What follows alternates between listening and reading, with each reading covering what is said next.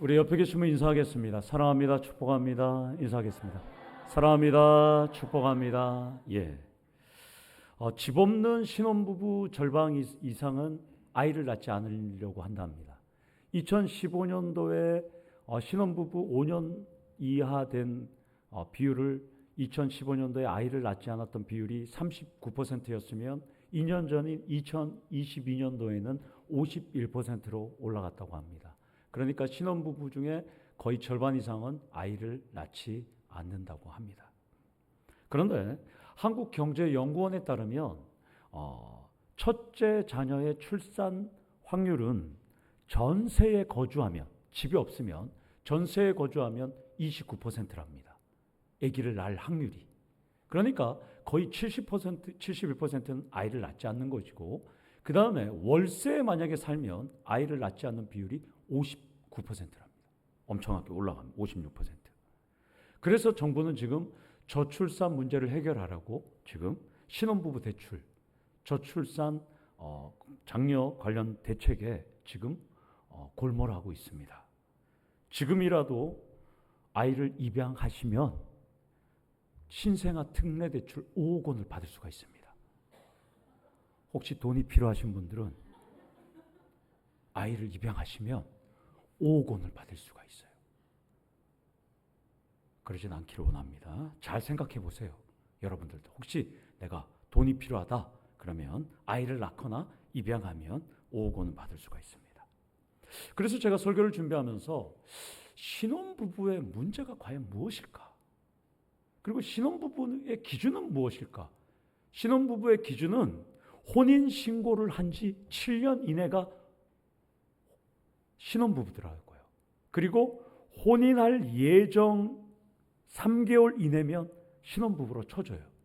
혹시 여기서 그런 분들이 계시면 3개월 이내에 나 결혼할 거다 하면 신생아 대출이나 신혼부부 대출을 받을 수가 있으니까 은행에 가서 그렇게 하시면 좋겠습니다.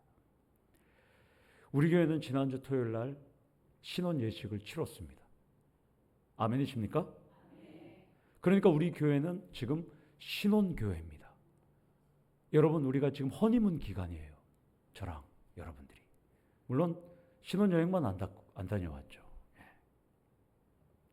이제 우리는 신혼부부로서 이제 아기를 낳아서 키울 수 있는 교회가 있습니다.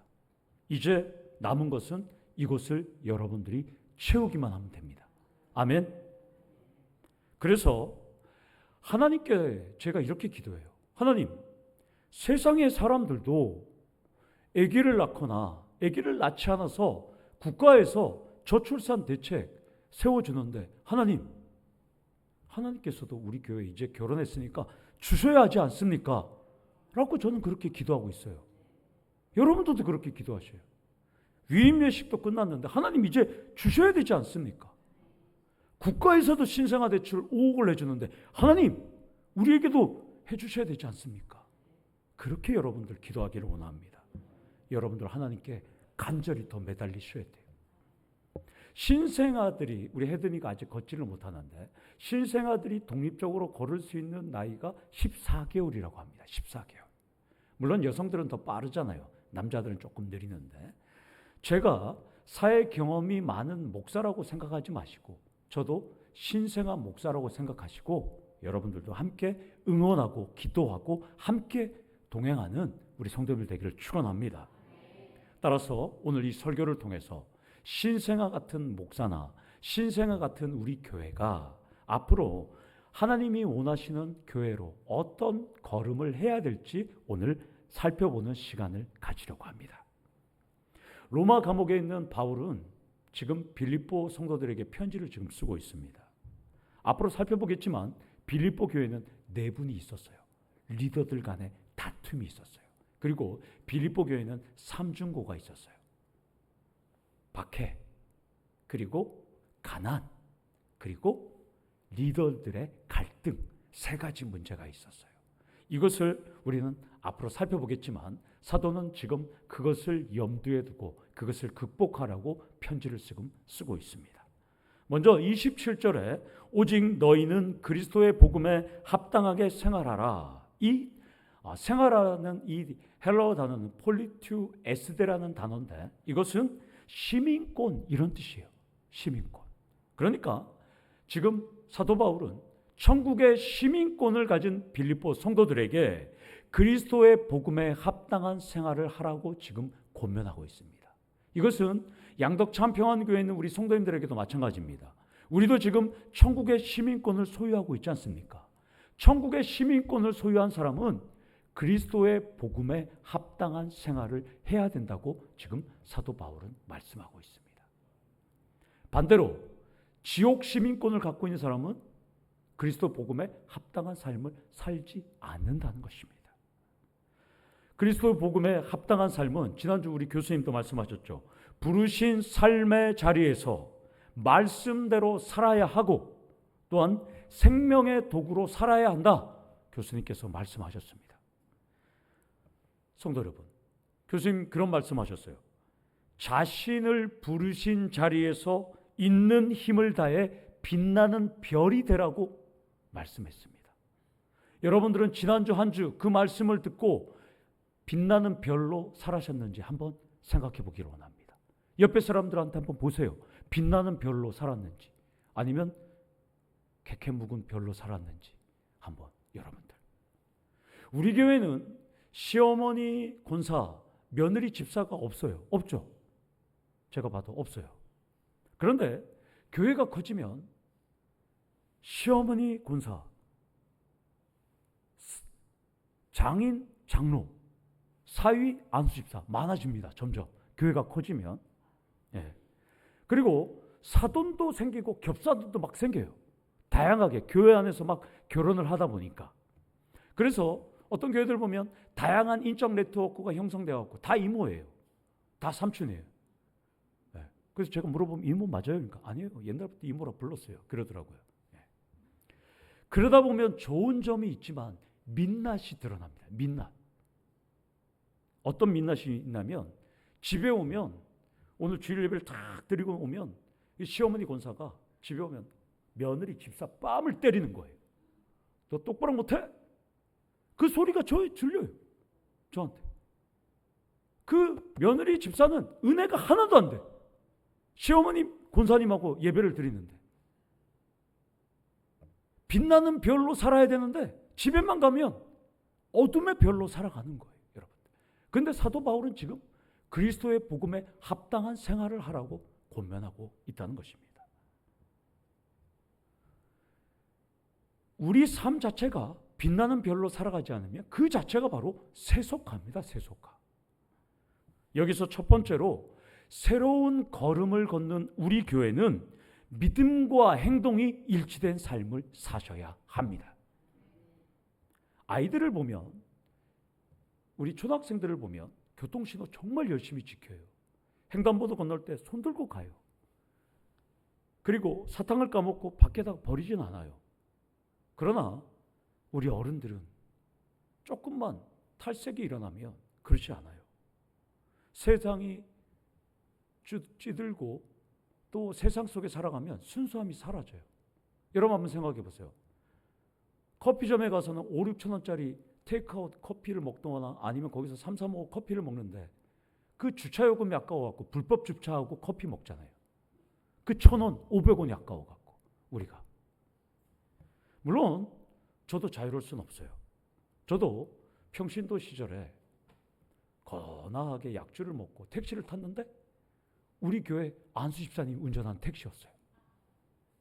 그래서 제가 양복을 고쳐 입었어요. 그 안수 집사님, 집사님 집에 가시네요. 제가 깜짝 놀랐어요. 그 다음부터 그 택시 번호를 외우고 그 택시를 안 탔어요. 다음부터는. 그리고 얼마 있다가 제가 소명을 받아서 전도사가 됐는데 그분이 중고등부 선생님을 하고 있더라고요. 그분을 볼 때마다 그날 밤 그 택시를 잊지를 못했습니다. 사랑하는 성도 여러분, 똑바로 살아야 됩니다. 여러분들이 막 옥신각신하다가 집을 지으려고 하다가 집 업자를 불렀더니 안양수 집사님이네. 똑바로 해야 돼. 똑바로. 네? 어디서든 만난답니다. 복음에 합당한 생활을 우리는 해야 된다는 것입니다. 본문은 빌립보 성도들이 오고 오는 모든 성도들에게, 빌립보 성도들만이 아니라 오고 오는 모든 성도들에게 하늘나라의 천국의 시민권자로서 예수님처럼, 베드로처럼, 바울처럼 살라고 지금 우리에게 권면하고 있다는 것입니다. 여러분들은 삶에서 예수 그리스도의 별이 되기를 축원합니다. 예수님께서 이 땅에 오셔서 하늘나라의 법을 소개하셨습니다. 그것이 바로 마태복음 5장 3절에서 7장 27절까지 나오는 산상수훈의 말씀이 천국 백성이 지켜야 할 법입니다. 법. 그러다 보니까 예수님께서 이렇게 말씀합니다. 우리 다 같이 마태복음 7장 24절 말씀을 한번 읽도록 하겠습니다. 시작.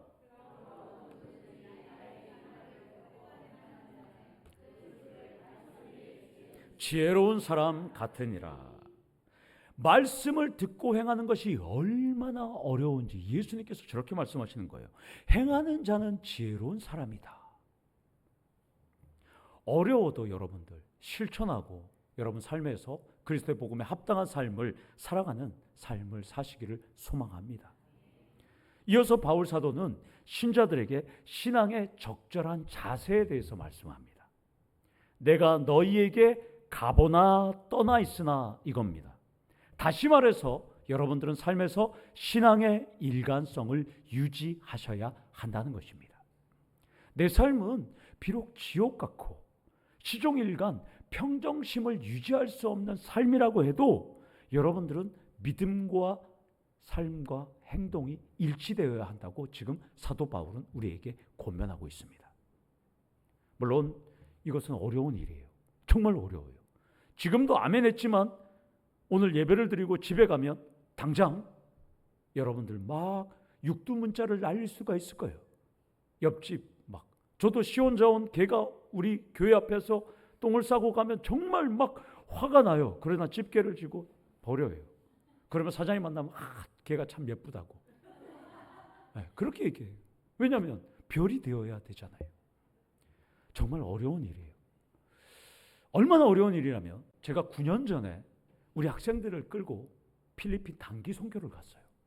12명의 학생들, 초등학교, 중학교, 고등학교 12명을 이끌고 갔는데 필리핀에 갔는데 필리핀 마닐라 공항에서 내려서 고속도로를 타고 4시간을 가야지만 가는 곳에 갔어요. 근데 선교사님이 참 좋은 선교사님인데 그 선교사님한테 제가 단기 선교를 여러분들이 가고 싶으면 거기다 제가 지금 보낼 생각이에요. 그 선교사님 연락을 해서 통합측 교회 목사님인데 정말 신실한 분인데 그래 차를 타고 갔는데 저한테 전도사님 이 교회가 무슨 교회인지 아세요? 모르겠는데요. 이거는 유령교회라는 거예요. 유령교회. 왜 유령교회예요? 그러니까 요거 세운 선교사는 저기 필리핀에서 3번째 도시에 가서 놀고 있고 선교지 받아서 선교금 받아서 거기서 살고 있고 이 교회는 그냥 지어만 놨어요. 그러면 이 교회 후원하는 교회가 찾아오면 어떻게 해요? 그러면 그 선교사님이 와서 지역 사람들한테 돈을 주고 성도들을 예배로 들어와서 끝나면 돈 주고 헤어진다는 거예요. 그런 교회가 거기 수두룩했어요. 수두룩했어. 필리핀에만. 여러분들 주일 예배를 드리지 않아요. 제가 그때 깨달았어요. 이 선교 지원 잘해야 되겠다. 정말 제가 그때 몸소리 깨달았어요. 정말 선교사님들도 이런데 치열한 삶을 살아가는 여러분들 오늘 아멘 했지만 밖에 나가서 하시는 분들도 있죠. 교회에서는 아멘 하지만 여러분들 교회나 가정부와 직장에서 여러분들 목사가 가보나 떠나 있으나 일관성을 유지하시기를 원합니다. 하나님은 지켜보고 계시기 때문입니다. 저한테 제보가 오면 제가 가서 잠복근무 하겠습니다. 여러분들 뒤에 가서. 여기서 두 번째로 새로운 걸음을 걷는 우리는 믿음과 행동의 일관성을 유지하셔야 한다는 것입니다. 제가 교회 권사님들 중에 욕쟁이 권사님 많이 봤어요. 우리 교회는 그런 권사님들이 없기를 축원합니다. 제가 늘 가장 두려운 것이 뭐냐면 천국에 딱 가서 하나님께서 저의 모든 삶을 동영상 보여주듯이 빔 프로젝터로 쫙 쌓아주면 저는 창피해서 정말 못 살 것 같아요. 여러분 한번 상상해 보세요. 많은 천국의 성도들이 있는데 김수옥 집사님의 삶을 100년의 삶을 쫙 보여준다고 생각하면 얼마나 창피하겠어요, 본인이. 저는 그럴까 봐 지금도 두려워요. 여러분들도 그런 마음으로 살아가셔야 돼요. 천국에 가면 나의 모든 삶을 성도들 앞에서 쫙 보여준다. 그러면 그렇게 살지는 않겠죠, 여러분들. 제가 가끔씩 운전하다 보면 포항 극동방송 90.3MHz 붙이고 다니는 차들 봐요. 근데 신호위반해서 막 가요. 근데 어떤 차는 거기서 담배꽁초가 떨어져요. 차라리 떼고 다녔으면 좋겠어요. 여러분과 가족이 교회를 다니는지 다 알아요. 여러분의 직장 동료가 10월 27일 날 새생명 축제 하는 거 다 알아요. 그런데 여러분들이 그렇게 살아가면 그 사람들이 오겠어요? 절대 안 옵니다. 가봤자 그렇게 살아갈 텐데. 여러분들이 전도하는데 전도가 안 된다. 딱 두 가지. 하나는 교회가 문제가 있고 하나는 여러분의 삶에 문제가 있습니다. 교회가 문제가 있어서 교회가 지금 변하려고 지금 꿈틀꿈틀 거리고 있어요. 그러면 교회가 지금 변하려고 그러면 여러분들도 변하셔야 되는 거예요. 교회는 그동안 어떻게든 쓰여졌던 프레임을 벗어내려고 지금 다양한 노력들을 지금 하고 있습니다. 그러면 여러분들도 여러분들에게 쓰여진 프레임을 이제 벗어 던져야 됩니다. 이걸 도저 번지지 않으면 아무것도 안 되는 겁니다, 여러분들. 영적인 변화가 중요합니다, 여러분들. 그래서 오늘 사도 바울은 영적인 변화가 중요한 두 개의 동사를 지금 우리에게 말합니다. 서서라는 동사, 스케케토라는 동사와 오늘 협력으로 번역된 시나 둘룬테스라는 이 동사를 우리에게 두 가지를 사도 바울은 제시합니다. 이 서서로 번역된 이 스테케테라는 동사는 어떻게 되냐면 병사들이 서로 어깨를 서로 대고 방패를 들고 적군이 달려오는 것을 지금 기다려서 한 마음으로 한 뜻으로 서서 지금 전투를 준비하는 입장입니다. 지금 사도 바울은 우리에게 영적으로 우리 성도들이 함께 병사들처럼 방패를 들고 협력해서 서서 전투를 준비하라는 마음으로 지금 그렇게 살아가라고 우리에게 도전을 하고 있습니다. 여기 협력으로 번역된 이 헬라어는 함께 경기를 하다, 함께 한 팀으로 싸우다 이런 뜻이에요. 그러니까 함께 원팀으로 악의 무리와 함께 싸우다 이런 뜻입니다. 그러니까 원어적인 의미로는 한 영 안에서, 한 성령 안에서 싸우라 이런 뜻입니다. 그러니까 교회는 혼자가 아니라 함께하는 공동체라는 것입니다. 사랑하는 성도 여러분, 우리 새생명 축제를 위해서 함께 협력하고 함께 싸워가는 우리 성도님들 되기를 축원합니다. 그렇기 때문에 교회는 독불장군, 벽창호는 필요 없습니다. 나 혼자 달려간다면 그렇게 살 필요가 없다는 것입니다. 속된 말로 정치인들은 세상 말로 자기들이 안에서 싸우게 되면 속된 말로 내부 총질한다 이런 얘기 하잖아요. 세상 말로. 그러나 우리는 진리 문제만 아니라면 서로 영혼의 원팀을 꾸리시는 우리 성도님 되기를 축원합니다. 우리가 하나가 될 때 사탄은 우리에게 공격하지 않는다는 것입니다. 원팀을 이루지 못해서 폭망하는 것을 여러분들도 봤어요. 저도 봤어요. 지난 2월 아시안컵 축구 때 외국인 감독도 문제 있었고 이 선수들도 원팀이 되지 않으니까 우승팀이 그냥 4강에서 떨어졌잖아요.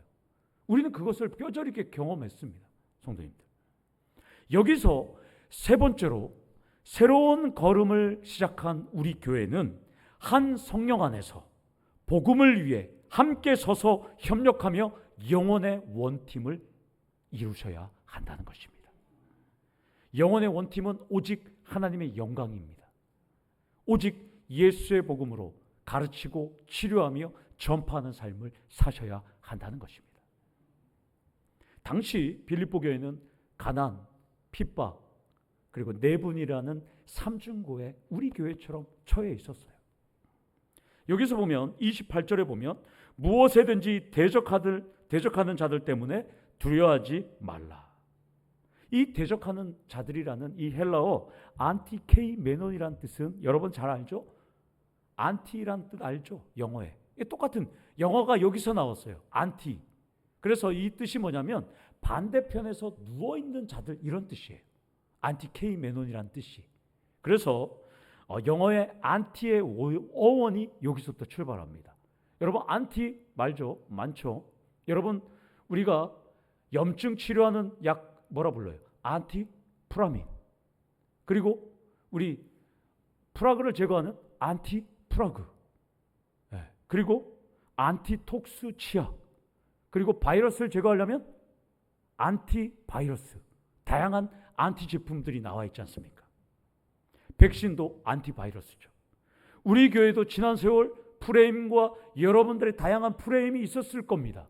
이런 또 교회의 위치상, 건물의 문제, 다양한 우리의 어려운 점, 삼중고가 우리에도 있었어요. 빌리보 교회처럼 현재 진행형입니다. 그러나 우리가 온전한 팀워크를 이뤄서 안티프라민 같은 존재, 프라그 같은 존재, 안티바이러스 같은 존재가 우리가 된다면 우리 교회도 이 삼중고를 이겨낼 수 있다는 것입니다. 아멘이십니까? 우리 교회는 새로운 발걸음을 이제 지난주부터 떼었습니다. 지나간 것은 지나간 대로 의미가 있습니다. 그리고 과거의 추억은 과거대로의 의미가 또 있습니다. 새로운 걸음은 두려움도 떨림도 진통도 아픔도 있을 수 있습니다. 중요한 것은 새 술은 새 부대에 담아야 합니다. 두려워하지 마시기를 원합니다. 변화를 두려워하면 절대 앞으로 나아갈 수 없습니다. 천국은 화려한 이 세상의 달콤한 유리창문을 깨고 가야지만 갈 수 있지, 이 세상의 달콤함과 천국은 함께 갈 수 없다는 것입니다. 잘 아는 이야기지만 여러분들, 스워드의 바보짓이라는 일화가 있어요. 스워드, 윌리엄 H. 스워드라고 미국의 국무장관. 이 사람이 무엇을 했냐? 알래스카를 러시아로부터 샀지 않습니까? 단돈 720만 달러, 현재 가치로는 한 2조 원 정도 돼요. 당시 미국 사람들조차 그 알래스카를 샀을 때 다 손가락질했어요. 북극곰의 얼음 창고를 그 사서 뭐하냐? 그 땅을 얼음 창고를 사서 얼음을 팔려고 그러냐? 전부 다 욕을 했어요. 그러나 19세기 말부터 지금 철만 캐는 것이 12조 원이에요. 땅을 2조 원을 주고 샀는데 철만 캔 게 12조 원. 거기에 수많은 산림, 그리고 원유도 나오잖아요. 거기서. 그리고 지정학적 위치. 그래서 나중에 미국 의회가 이 국무장관한테 사과하는 사과문까지 발표했습니다. 사랑하는 성도 여러분, 우리의 강적 사탄은 우리와 비교할 수 없을 정도로 막강한 힘을 갖고 있어요. 그래서 이 강력하고 두려운 존재가 우리에게 늘 우리의 프레임을 갖고 계속 공격을 합니다. 너는 이랬잖아. 너는 전도도 못했잖아. 네 삶이 이랬잖아. 우리를 계속 끊임없이 공격해요. 그러나 우리에게는 누가 있습니까? 승리하신 예수 그리스도가 있다는 것입니다. 그래서 사도 바울은 오늘 두려워하지 말라라고 말씀합니다. 그래서 사도 바울은 오늘 이렇게 말합니다. 빌립보 성도들에게 무슨 일이든지 두려워하지 않는 이유를 우리에게 설명합니다. 그것은 사탄이 졌다는 구원의 증거라는 것입니다. 우리가 구원받았다는 것은 사탄이 졌다는 증거라고 사도 바울은 말씀합니다. 새로운 걸음을 시작하는 우리 교회에 이 말씀을 적용한다면 우리는 과거의 상처, 과거의 아픔, 과거의 오류가 사탄이 끄집어내고 끊임없이 흔들고 공격해도 우리는 꿋꿋하게 버티셔야 합니다. 구원의 증거가 우리에게는 있습니다. 그렇기 때문에 우리는 이제 발걸음을 뗀 이상 우리는 더 이상 과거에 연연할 필요가 없음을 여러분들 자신 있게 당당하게 맞서시기를 축원합니다.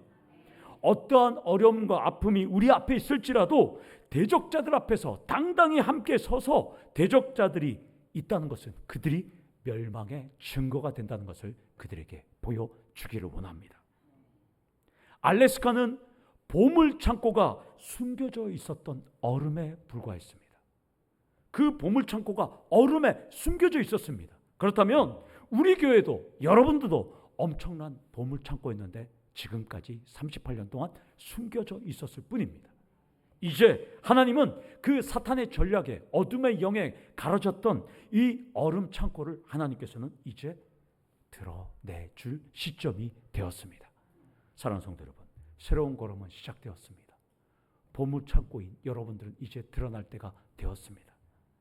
스워드도 사실 이것이 보물창고인지는 몰랐어요. 그냥 지정학적인 위치로 영국도 견제하고 러시아도 견제하려고 알래스카를 샀는데 나중에 봤다니까 이것이 보물창고인지 그는 알았습니다.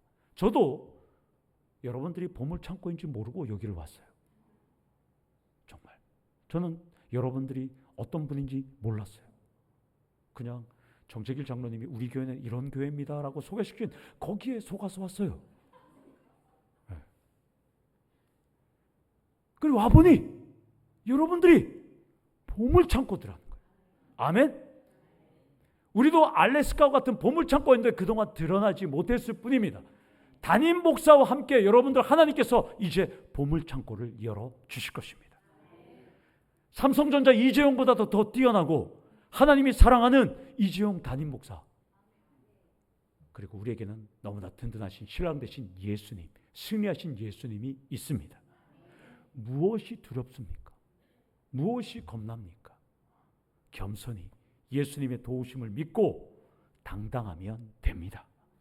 여기서 네 번째, 새로운 걸음을 걷는 우리는 무슨 일에든지 두려워하지 말고 어떠한 어려움과 아픔이 있어도 예수를 믿고 당당하자입니다. 아멘. 거친 파도가 날 향해 와도 주님은 그 파도 위를 걷게 하시는 분이라는 것입니다. 폭풍 가운데서도 우리 하나님은 우리에게 잠잠한 마음을 주시는 분이라는 것입니다. 일본은 기독교인 인구가 0.44%예요. 기독교인 인구가. 근데 일본이 지금 놀라운 일이 벌어졌어요. 일본의 총리 이시바 시게루라는 총리가 기독교인이에요. TV 안 나왔어요? 다 모르시네. 기독교인 총리가 지금 두 번째가 됐는데 지금 이 이시바 시게루라는 총리가 기독교인이에요. 왜 증조부 때부터 해갖고 4대째 기독교인이에요. 18세에 세례를 받았어요. 그러니까 모태 신앙이지만 그는 18세에 가치관이 형성이 됐을 때 정말로 인격적으로 예수님을 알고 인격적으로 하나님을 만난 다음에 그는 세례를 받았어요. 그분이 지금 잘 될지 안 될지는 모르겠지만 정말 기독교인이 일본의 전 세계 4위 경제대국의 총리가 되었다는 것은 우리에게 주는 메시지는 분명합니다. 그러나 지금 보면 사탄이 많이 흔들더라고요. 막 지지율이 점점 떨어지는데 여러분들은 좀 잘 됐으면 좋겠어요.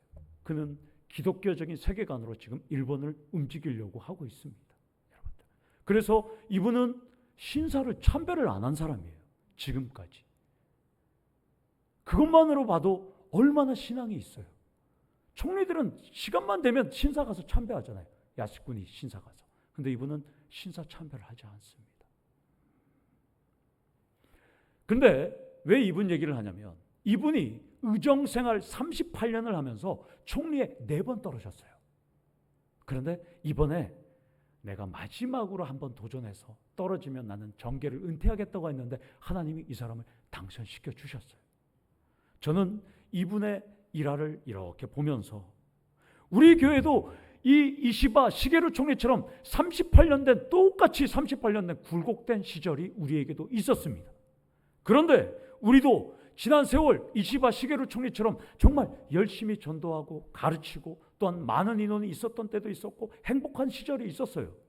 그러나 우리는 가족들로부터 이상하다 조금 그런 소리를 들었던 적도 우리는 있었습니다. 이제 우리는 이 이시바 총리가 사전 오기만에 귀한 총리가 되었던 것처럼 우리도 이제 38년 만에 우리 교회도 하나님께서 열어주시는 축복과 부흥과 성장의 새 시대의 발걸음을 이끌어가는 우리 성도들 되기를 축원합니다. 그러면 오늘 여기 29절 말씀처럼 내가 아니라 나의 영광이 아니라 29절 말씀처럼 그리스도를 위하여 은혜를 받았고 그리스도를 위하여 은혜를 누리셔야 합니다. 우리의 삶을 누군가는 지켜보고 있습니다. 우리의 고난, 우리 하나님께서 주신 은혜입니다. 그 은혜를 믿고 여러분들 달려가기를 원합니다. 29절을 직역하면 이렇습니다. 왜냐하면 여러분들에게 그리스도를 믿는 은혜만 주어진 것이 아니라 그를 위해서 고난받는 은혜도 주어졌기 때문입니다. 고난은 은혜가 주어진다는 것입니다. 그래서 오늘 은혜가 주어졌다는 것은 수동태예요. 하나님께서 우리에게 은혜를 부어 주신다는 것입니다. 여기서 마지막 5번째로 새로운 걸음을 걷는 우리는 그리스도를 위해 고난받는 것도 하나님의 은혜고 고난을 감사할 때 강건케 되는 축복은 덤으로 주어진다는 것입니다. 그래서 사도 바울은 30절에 너희에게도 같은 싸움이 있다라고 말합니다. 사도 바울은 과거에도 고난 속에서도 살아왔고 지금도 고난 속에서 투쟁하고 미래에도 고난 속에 투쟁하지만 그 모든 것을 통해서 우리 하나님께서 은혜를 주신다라고 지금 말씀합니다. 여러분, 우리 다 같이 바울이 죽음을 앞두고 마지막으로 기록한 디모데후서 4장 7절 말씀을 읽도록 하겠습니다. 나는 선한 싸움을 싸우고 나의 달려갈 길을 마치고 믿음을 지켰으니. 여러분 앞에서도 다양한 낙심거리, 절망거리, 괴로움이 분명히 있을 것입니다. 우리 교회도 그런 것들이 있을 것입니다. 믿음의 선한 싸움에서 두려워하지 말고 은혜로 여기며 승리하시는 우리 성도님들 되기를 축원합니다.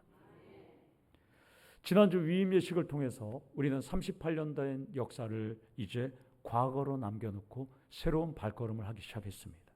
그래서 저는 오늘 새로운 발걸음을 시작해서 이렇게 멋진 옷을 입고 여러분들에 섰습니다. 멋있습니까? 네. 제 아내는 처음에 이 옷을 보고 이상하다고 했습니다. 손가락질했습니다. 근데 막상 옷을 딱 보고 봤더니 눈이 딱 동그래지더니 더 이상 말을 하지 못했습니다. 후한 평가를 내렸습니다. 오늘 성가대에도 물어봤다니까 멋있다고 그랬습니다. 그래서 이렇게 강단이 가려졌으니까 이쪽에 나가서 한번 보자고. 일단 설교 끝나고 가실 때 저를 위에서 아래로 잘 훑어보시면 좋겠습니다. 담임 목사에게는 지혜나 해안이나 탁월한 패션 감각은 없습니다. 우리 하나님은 지혜도 있고 탁월한 패션 감각도 있고 해안도 있는 지혜의 근원이십니다. 그동안 우리는 성장의 문제, 부흥의 문제, 여러 가지 아픔의 문제로 우리는 고통을 받았습니다. 38년 동안 이시바 시게루 총리처럼 우리는 고통 속에서 살아왔을 때도 있습니다. 그러나 분명한 것은 우리 하나님은 포항과 대한민국과 전 세계에서 딱 한 명뿐인 이재용 목사와 함께 또 전 세계 하나뿐인 이옥과 함께 부흥과 성장의 길로 가라고 이 자리에 저를 세웠습니다. 우리는 아름다운 교회를 만드셔야 합니다. 여러분들 두려워하지 말고 당당하시기를 원합니다. 믿음과 행동이 일치된 삶을 살 때 그 직장 동료들도 우리 교회로 달려올 겁니다. 믿음과 행동의 일치성을 살아갈 때 옆집 아줌마 아저씨도 우리 교회로 오실 것입니다. 진리 문제만 아니면 함께 협력해서 서서 협력해서 원팀을 이루시는 우리 성도님들 되기를 원합니다. 그리스도를 위해 고난받는 것도 두려워하지 말고 하나님의 은혜임을 생각하며 감사하며 하나님께 영광을 돌리는 우리 성도님들 되기를 원합니다. 그럴 때 오늘 사도 바울이 얘기했듯이 축복은 덤으로 우리에게 임합니다. 사랑하는 성도 여러분, 저와 함께 새로운 걸음을 시작했습니다. 이제 하나님께서 우리와 함께 하심을 함께 동행하면서 원팀을 이루셔서 서서 함께 협력하면서 새로운 걸음을 걷는 우리 양덕 참평안교회 성도님들 되시기를 간절히 축원합니다. 아멘. 우리 다 같이 기도하시겠습니다. 아버지 하나님 감사합니다. 우리 양덕 참평안교회 지난 모든 세월은 과거와 역사로 남겨두고 이제 새로운 걸음을 시작했사오니 아버지 하나님 모든 두려움, 아픔, 상처 모든 것은 버리고 이제 우리가 함께 서서 협력하며 영혼의 원팀을 이루며 어떠한 고난 속에서도 은혜를 바라보며 살아가는 우리 성도님들 될 수 있도록 하나님 역사하여 주시옵소서. 우리 성도님들에게 힘을 주시고 능력을 주셔서 이번 한 주 동안 아버지 하나님 어려움 없이 아버지 살아갈 때 천군천사를 통하여 지켜주셔서 그 삶의 현장에서 우리 하나님 형통의 복을 허락하여 주시옵소서. 예수님의 이름으로 기도드리옵나이다. 아멘. 우리 다 같이